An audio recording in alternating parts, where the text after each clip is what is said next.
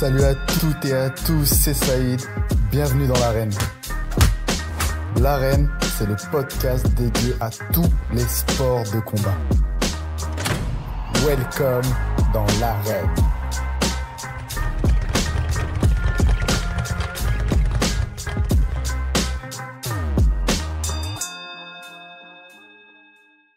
L'Arène Podcast, épisode 70, le dernier de l'année 2024. Et on va parler capoeira et on va surtout parler du projet Capoeira Social qui a été lancé par Gigando Pela-Paz en République démocratique du Congo. Elle utilise en fait la capoeira pour venir en aide aux jeunes victimes de la violence armée. Donc je vous laisse écouter ce merveilleux épisode et n'hésitez pas à le partager si vous l'appréciez. Bonjour Flavio, merci infiniment d'avoir accepté d'intervenir dans cet épisode du podcast L'Arène. C'est un véritable plaisir de t'avoir avec moi, de pouvoir parler de capoeira et de pouvoir parler de ton association. Donc, merci encore. Bonjour Saïd, merci beaucoup pour cette opportunité. C'est un véritable plaisir d'être ici et pour parler un peu de notre association de Gigando Pela-Paz et aussi de la capoeira. Alors, Flavio, petite chose toute simple, question toute simple. Est-ce que tu peux me dire qui tu es, d'où tu viens, qu'est-ce que tu as fait avant, maintenant, pourquoi? Ok, bon, on y va. Moi, je suis brésilien. Moi, je suis né dans une grande famille avec beaucoup de tantes et de tontons et dans un banlieue à Rio de Janeiro. Et avec beaucoup de cousins aussi. C'est là, dans ces espaces où j'avais grandi. Et moi, j'ai eu mon premier contact avec, disons, l'univers social dans un projet social lorsque j'étais jeune.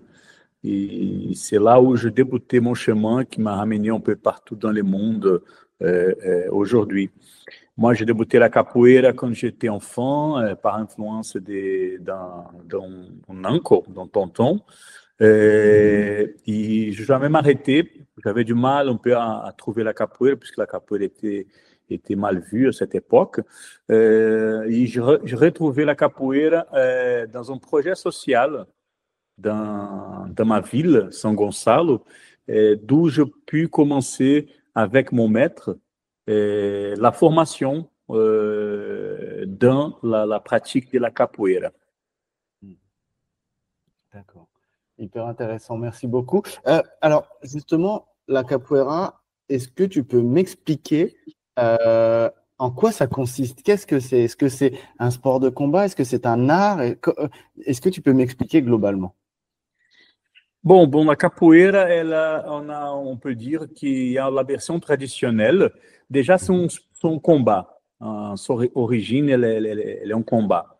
Il y a une version traditionnelle qui dit que la capoeira a été développée par les personnes esclavisées, c'est-à-dire les gens qui ont été arrachés de l'Afrique pour travailler au Brésil, qui ont développé ces combats pour trouver la liberté. Voilà, dans les années 1600, 1700. Après, une autre version plus contemporaine qui défend l'idée que la capoeira elle a été créée dans l'environnement urbain, justement pour des descendants des Africains, pour se défendre leurs marchandises qu'ils vendaient, surtout dans la capitale, Rio de Janeiro, par exemple. À l'époque, Rio de Janeiro, c'était la capitale, après avoir la capitale, qu'on a eu la capitale à Bahia. Donc, la capoeira, en fait, particulièrement pour moi, c'est une manifestation, toujours, c'est un sport de combat, mais qui s'est développé quand même au long des années et qui, quand même, qui a intégré la contribution des différents éléments africains, bien sûr, des différentes nations et des zones de l'Afrique, et qui a permis quand même cette population, ces personnes-là, de reconstruire leur univers, leur identité, et surtout quand même de se battre pour une vie avec dignité. Et que pas forcément on doit utiliser l'art martial pour réaliser ça. c'est les comportements, c'est la reconstruction quand même des liens, des confiances, des collaborations. Donc, pour moi, la capoeira, elle va au-delà de cet aspect des combats et plutôt vraiment entre dans cette construction pour vraiment retrouver notre dignité. Et quand on regarde de la capoeira, alors je ne sais pas si on dit affrontement ou autre, ou une sorte de bataille et de battle, on a l'impression qu'il y a un mélange d'art un peu pour montrer qu'on maîtrise un combat, ou en même temps de la danse en même temps. Enfin, il y a quelque chose d'assez émouvant quand on regarde la capoeira. C'est assez c'est beau, et on a l'impression que ça touche le cœur de la personne qui la pratique. Est-ce que je suis dans le vrai, ou est-ce que c'est ça? Ah, exactement, surtout parce qu'en fait, la capoeira au Brésil a été développée dans ce contexte où beaucoup des éléments africains ils sont aussi rencontrés, retrouvés, malgré toutes disons, les essais pour enlever la mémoire, l'identité de cette population, de ces peuples, ils ont réussi quand même à maintenir à travers la musique, à travers la culinaire et à travers aussi des mémoires de combats qu'ils ont ramenés depuis l'Afrique, de se retrouver dans l'espace et de pouvoir continuer à développer et à adapter. Donc, la capoeira, elle était sans doute née dans un contexte où la musique et la célébration, elle était très présente. Et je pense que pour cela, elle a réussi à absorber tous ces éléments, surtout de la musique, qui attirent vraiment l'attention de la population, des personnes qui ne connaissent même pas la capoeira. Donc, elle a né dans ce contexte et elle a réussi disons, à intégrer les combats dans la musique. Donc, en disant qu'on cache les combats dans la musique. Et après, avec voilà, tous les mouvements, même acrobatiques, qui nous permettent quand même de changer de place et de montrer, disons, un contrôle corporel assez important. Ça permet quand même de captiver la vision de ce que la voix, qui la regarde. J'ai l'impression qu'au Brésil aussi, c'est encore, ça fait partie vraiment de l'histoire, parce qu'il y a au Brésil, évidemment, il y a le foot, tu le sais mieux que moi, évidemment. Il y a il y a la danse, etc. Mais il y a maintenant le MMA qui cartonne depuis des années aussi, surtout, enfin, le MMA, le jiu-jitsu brésilien, pardonnez-moi. Exact. Exactement. Mais j'ai l'impression que oui, la capoeira, ça fait vraiment partie du top 3, top 4, voire top 5, si on veut vraiment grandir, du patrimoine brésilien. Oui, exactement. Bon, la capoeira, elle est présente dans presque toutes les communautés. Aujourd'hui, on a quand même un travail assez permanent, surtout des maîtres et de la communauté de la capoeira auprès des autorités fédérales, municipales, pour intégrer la capoeira de façon obligatoire dans les écoles, surtout pour valoriser le travail des vieux maîtres. Il y a aussi tout un travail de valorisation de l'image des maîtres qui, voilà, ce sont les grands personnes qui maintiennent la tradition et qui permettent que la tradition elle peut être transmettre de génération en génération. Mais aussi, la capoeira, elle figure parmi disons, les patrimoines du Brésil.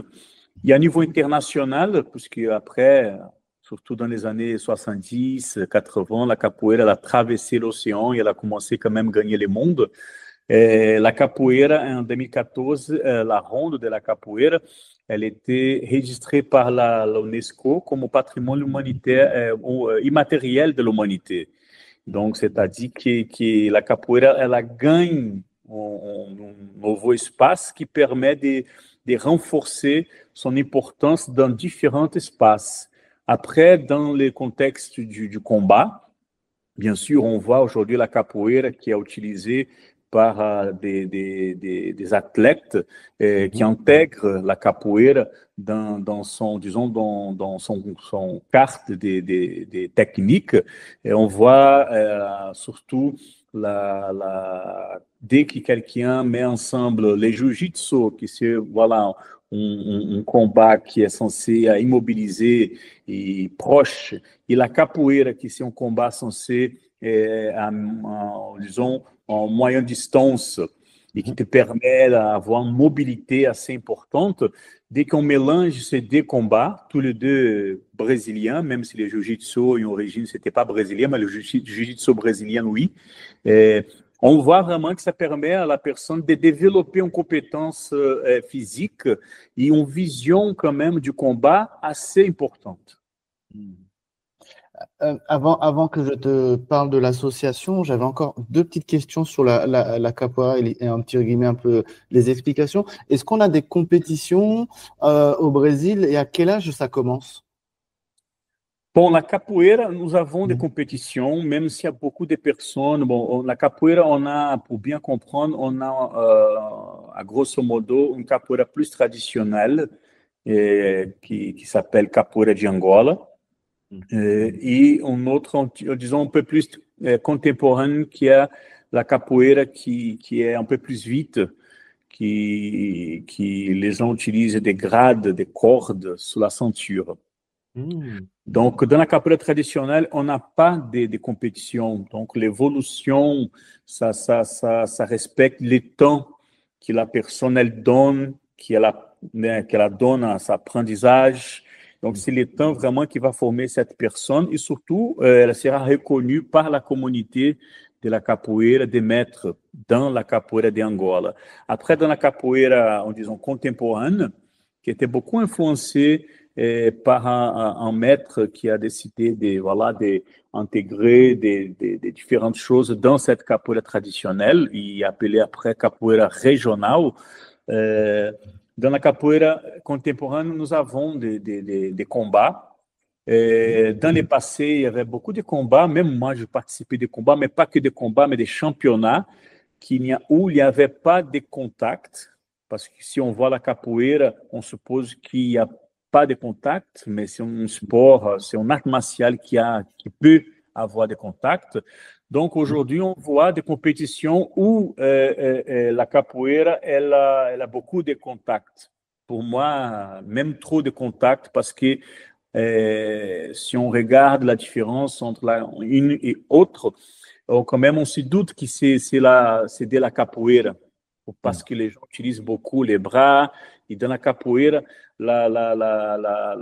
disons, les éléments plus importants, c'est des attaques qui vont déséquilibrer son adversaire et après tout échappe. C'était dans l'origine de la capoeira. Et donc, voilà, donc on peut aujourd'hui trouver des différentes façons de réaliser la capoeira. Et pour nous, c'est pour ça que voilà, ça nous a permis quand même de prendre un autre chemin et pour travailler la capoeira de façon pédagogique, basée sur la formation de l'enfance et de la jeunesse, parce que la capoeira aussi, elle a, en plus que les combats, elle a se développé en tant qu'un outil pédagogique qui permet quand même de renforcer l'éducation des enfants, surtout des enfants et des adolescents et des jeunes, bien sûr, renforcer tout ce qui va ensemble avec des valeurs humaines. Et c'est pour ça qu'on voit vraiment la capoeira présente dans beaucoup des initiatives sociales, dans des ghettos, dans des banlieues. Et la capoeira, à ce moment-là, devient vraiment l'alternative, surtout pour des enfants et des jeunes qui sont touchés par la violence ou qui sont menacés par la violence armée. Ouais, c'est hyper intéressant et bravo en plus comment dire de permettre aux jeunes de s'en sortir grâce à la capoeira, c'est exceptionnel. Donc justement, en plus tu me parles des jeunes, le lien est parfait. On va parler de l'association. Est-ce que justement tu peux me la présenter rapidement avant que je te pose d'autres questions? Oui, oui, avec plaisir. Bom, Gingando pela Paz, notre association, c'est une association à but non lucratif qui combine les sports, dans ce cas-là, la capoeira, la culture et la formation à la citoyenneté. Donc, avec cette combinaison, on essaie de renforcer la protection et le développement des enfants et des jeunes touchés par la violence armée et avec d'autres types de vulnérabilités. Puisque voilà, la violence, c'est pas que la violence armée, différents types de violences. Bon, nous avons débuté nos activités, nous avons lancé notre organisation en tant qu'une initiative en 2005. Et après beaucoup de travail au Brésil pour essayer de devenir un projet, on a réussi à intégrer Gigante pela Paz dans un programme qui bénéficiait les enfants utilisés par des gangs armés en Haïti. Et c'est seulement à ce moment-là, après des années d'essais, qu'on a réussi vraiment à devenir un projet à part entière. Après, bon, c'était en Haïti, ça c'était en 2008, on a vraiment réussi à commencer à développer notre méthodologie parce qu'en plus, nous utilisons la capoeira dans une approche holistique qui combine la capoeira, mais plusieurs formations, comme des formations en droits humains, surtout des droits des enfants et des femmes, puisqu'ils sont les deux groupes qui sont plus touchés dans un contexte de conflits ou des catastrophes naturelles. On a vu ça en Haïti avec le tremblement de terre, on a vu ça aussi, et on voit ça aussi à Goma, en République démocratique du Congo, où nous sommes.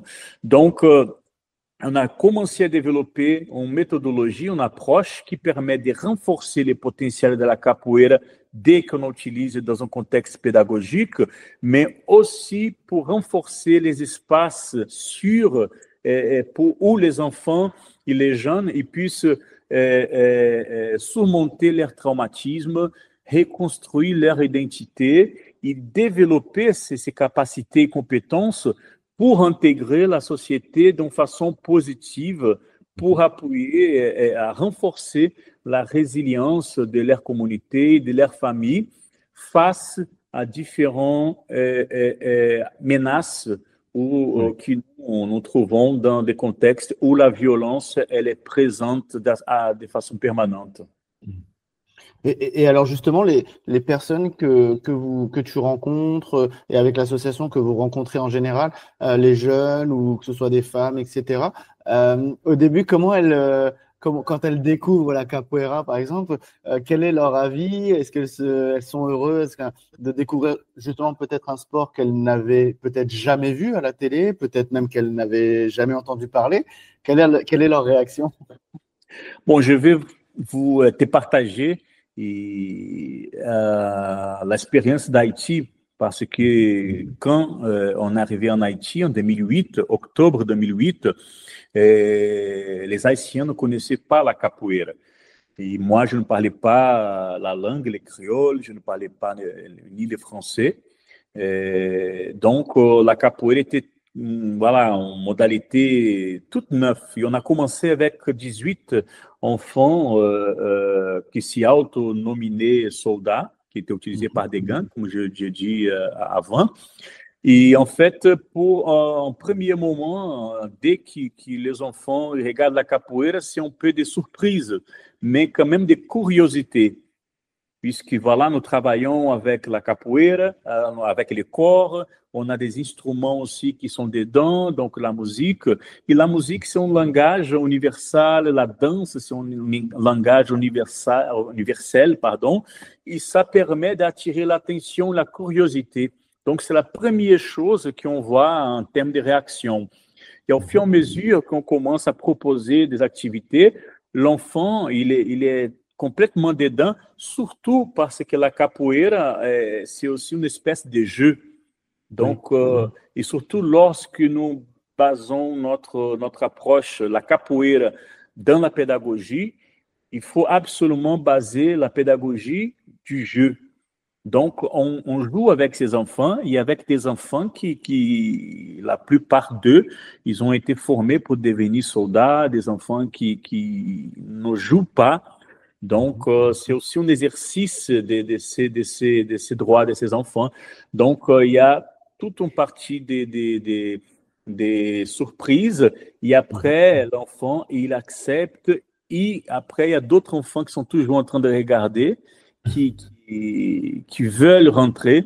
Et petit à petit, on arrive quand même à intégrer l'aspect historique, philosophique, et l'enfant il commence à comprendre vraiment que voilà, c'est quand même c'est un jeu qui peut devenir un art martial, mais que le but c'est de protéger l'autre et pas de le faire tomber, et protéger l'autre dans le sens aussi moral et pas que physique.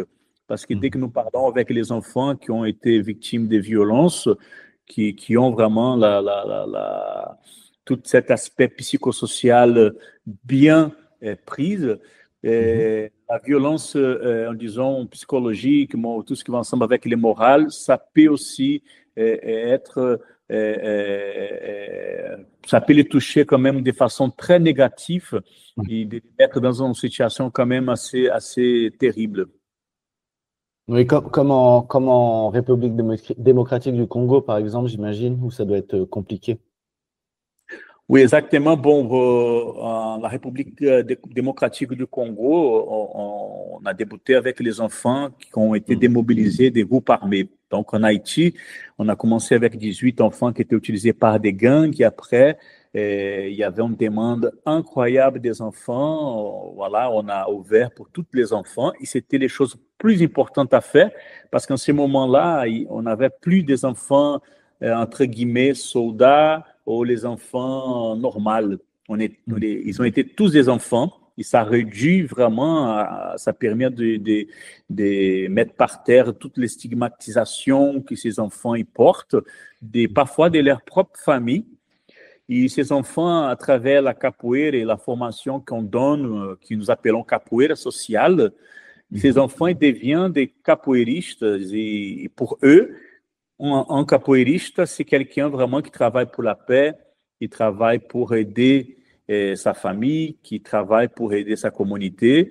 Et en République démocratique du Congo, ce qu'on a vu en Haïti, c'était voilà, c'était petit, même si c'était vraiment un travail qui a demandé beaucoup d'efforts et de sacrifices.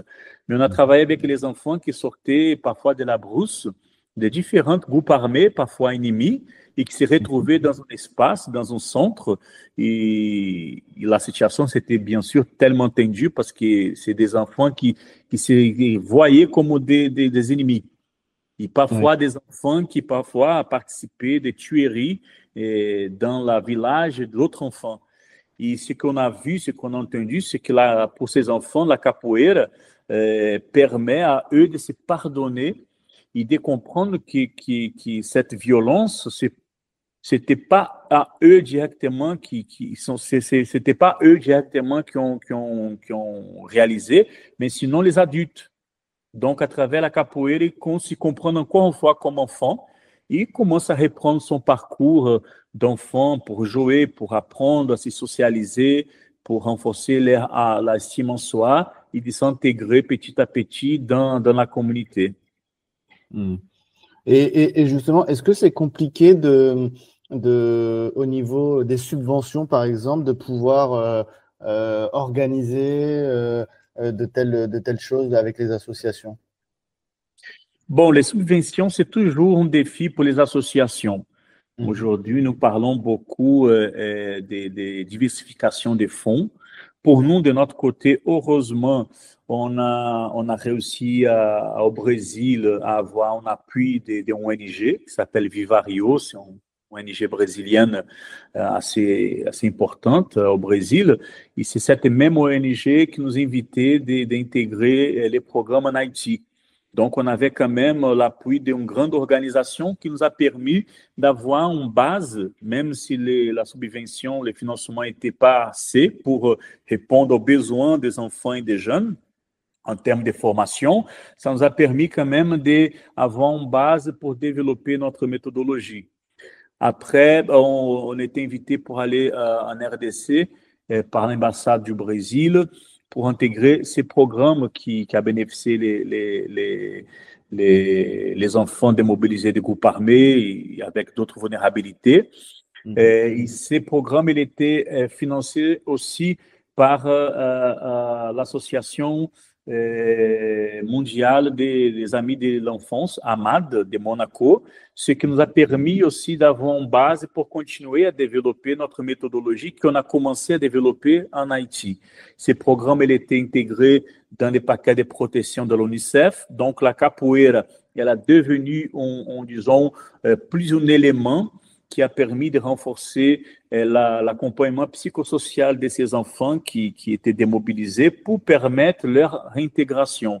Donc, heureusement, on a eu une base quand même qui nous a permis de continuer à réaliser notre travail jusqu'à que le programme de l'UNICEF a fini et on a décidé de lancer Gingando pela Paz en tant qu'une organisation indépendante en 2018 au Brésil, après 2019 en France et en 2020 en RDC, na République démocratique du Congo, à Goma, dans une région où les conflits armés il est assez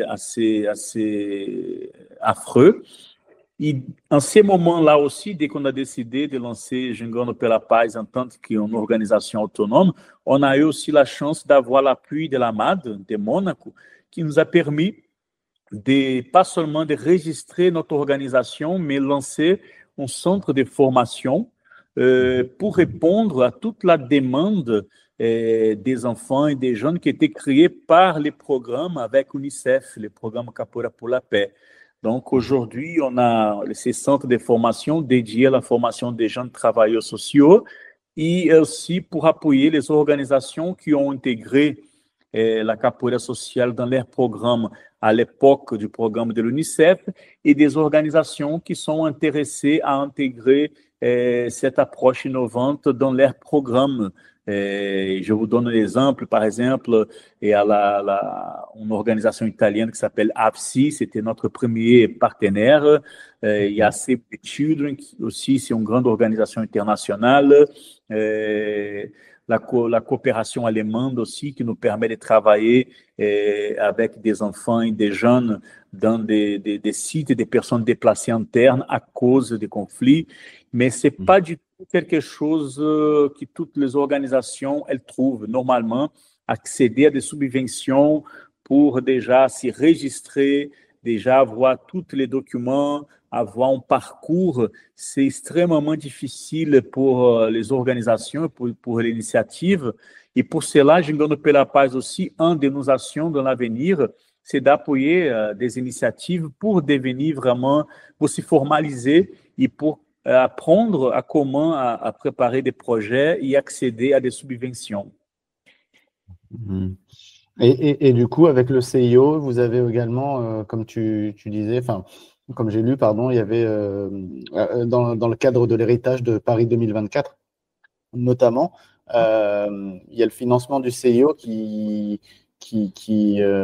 comment dire, qui doit vous aider. Quel impact ça va avoir? Bon, pour nous particulièrement, bon, nous sommes très reconnaissants de faire partie des 10 organisations qui ont reçu qui étaient lauréats par Paris 2024. Avant, surtout parce que cela montre que nous sommes dans les bons chemins, et pas que nous, mais surtout les jeunes qui décident vraiment d'intégrer une association pour travailler pour renforcer la protection de l'enfant, pour promouvoir la paix. Et vraiment, ça montre à ces jeunes-là qui vraiment, ils ont fait les bons choix. Après l'héritage de Paris 2024, notamment avec le soutien de l'Agence française de développement et le Comité international olympique, c'est une stratégie fondamentale pour faire connaître pas seulement les jeunes à propos des ODDs, mais pour intégrer quand même ces jeunes et la communauté pour toutes les actions permanentes qu'on peut réaliser pour réussir à réaliser chaque objectif. Parce que c'est vrai que que la réalisation des objectifs, ça dépend de la participation des États, des organisations, des grandes institutions, mais on ne peut pas négligencer la force et le potentiel de la communauté des enfants et des jeunes. Donc, la subvention qu'on a reçue du Comité international olympique, ça va nous permettre justement de renforcer la participation de ces jeunes dans les activités qui permettent la protection, de renforcer la protection de l'enfant et quand même de travailler dans la promotion des ODDs, la promotion aussi de la paix, surtout parce que nous parlons d'un contexte où le conflit il est présent, et de maintenir vraiment ces jeunes intégrés dans un réseau de coopération qui nous permettra vraiment de faire face à ces défis qui, ou bien que nous trouvons ou bien en RDC, ou en Haïti ou au Brésil. Et la suite, justement, est-ce que c'est aussi d'aller dans d'autres régions, dans d'autres pays pour essayer d'aller aider peut-être encore des jeunes, des femmes, enfin, pareil que ce que vous faites actuellement? Oui, justement, bon, avec la subvention, on va former 40 jeunes, 20 filles dans notre méthodologie. Et en plus, la subvention du comité va nous permettre de renforcer et de finaliser notre publication et de partager cette publication avec ces jeunes qui vont participer de la formation et des organisations qui sont intéressées à intégrer la capoeira sociale dans leur programme. En plus aussi, un partenariat avec la division des affaires sociales, qui est le responsable étatique pour la certification des travailleurs sociaux en RDC. Et on va réaliser aussi une formation avec ces 40 jeunes. Donc, c'est-à-dire qu'on va voir 40 jeunes formés qui ont, la plupart, ils sont déjà en action dans leur communauté pour travailler. Ils travaillent déjà avec des enfants et avec des jeunes et ils seront quand même bien formés pour continuer. Et après, bon, à niveau du continent africain, notre objectif, c'est quand même de partager notre approche avec d'autres organisations et de les appuyer à intégrer la capoeira sociale dans leurs programmes. Et pour cela, l'objectif, c'est quand même de donner l'opportunité pour ces jeunes qui sont en train de se former, pour qu'eux aussi ils puissent avoir des opportunités, même à niveau international, comme c'est tout à fait ce qui passait avec moi, qui suis parti du Brésil, et voilà, je parcouru un peu près le monde.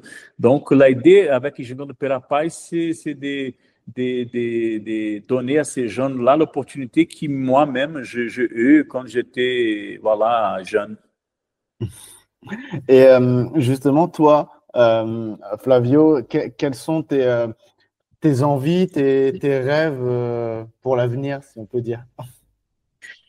Bon, on a beaucoup d'envie, beaucoup de rêves, surtout beaucoup d'objectifs. Donc, à ces moments-là, avec Gingando pela Paz, avec l'appui de notre siège et de notre branche Gingando pela Paz France, bon, aujourd'hui, notre action, elle est concentrée à Goma, surtout parce qu'au début, on n'était pas une grande équipe, j'étais toute seule. Et heureusement, aujourd'hui, on peut dire qu'on a une équipe en RDC formée par des jeunes. Ils sont eux qui mènent le travail. On peut dire qu'on a une équipe de bénévoles, même s'ils ne sont pas nombreux, mais ils sont très engagés. En France, au Brésil, on a des personnes aussi qui se préparent pour que nous reprenons nos activités là-bas. Et en fait, l'objectif, c'est de travailler pour renforcer notre base organisationnelle et institutionnelle, déjà pour renforcer tout ce qui va ensemble avec la transparence, pour nous permettre quand même d'être prêts pour recevoir des subventions qui nous permettra de renforcer la formation qu'on donne à ces jeunes pour qu'eux, ils puissent pas seulement intégrer des projets qui utilisent la capoeira sociale, mais pour qu'ils puissent intégrer aussi n'importe quelle organisation qui travaille dans l'humanitaire, dans le social, parce que les formations qu'on donne à ces jeunes, les permet de les faire.